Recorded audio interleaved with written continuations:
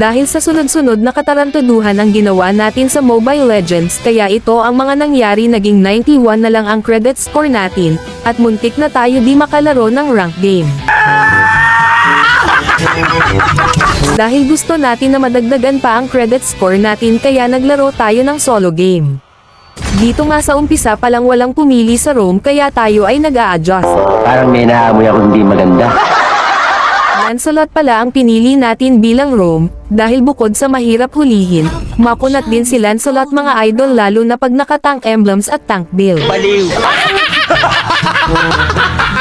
Tank emblem tayo at magta-tank build tayo, dapat natin ipanalo ang game para hindi tayo ma-report ng kasama natin.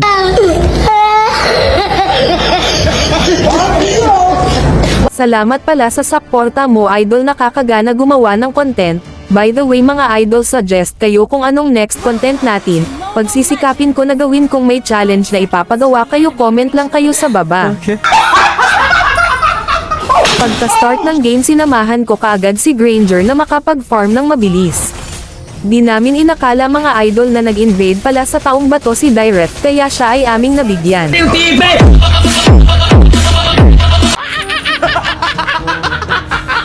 Pagkakita ko sa mid lane, bawas na countin si Odette Jean, ulat lang naman natin at Puro Nescafe Classic. Bunga ng 100%. dahil nakita ko ang marksman namin sa taas na nahihirapan, kaya nag-respond tayo. Success naman ang pagdalaw natin dahil tayo na mismo ang naghatid ni Mostov sa base. Sorry. Dito nga muntik na tayo mapatay ni Direct, buti malakas tayo kaya nakatakas.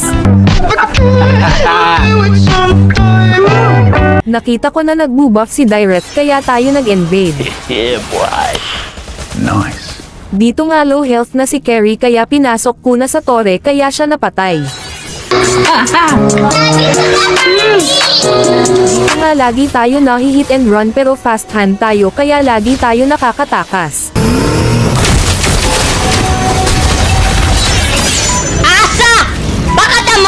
Dahil kansin yung roam natin, kaya ginamit na natin, kaya natin napited si Direct.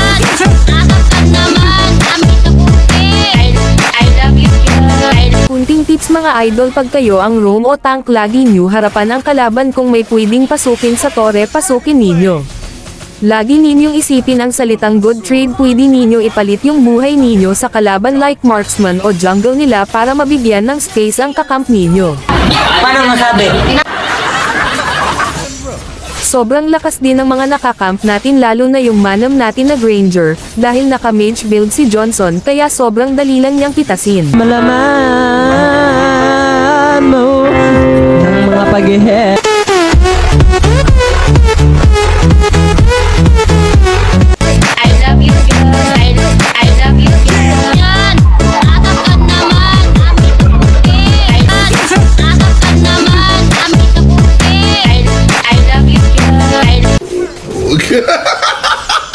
Kahit nakuha nila ang demonyo dahil naubos na skill nila, kaya hinabol namin ng hinabol para sila'y maparusahan.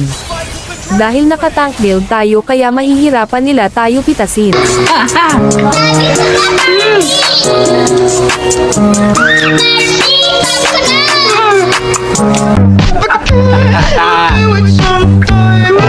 Sa huli mga idol, panalo ang bida natin. Hanggang dito na lang ang video natin. Maraming salamat sa panonood, at kung di ka pa naka-follow sa aking page, paki-follow naman mga idol. Maraming salamat sa suporta. Hanggang sa muli, paalam.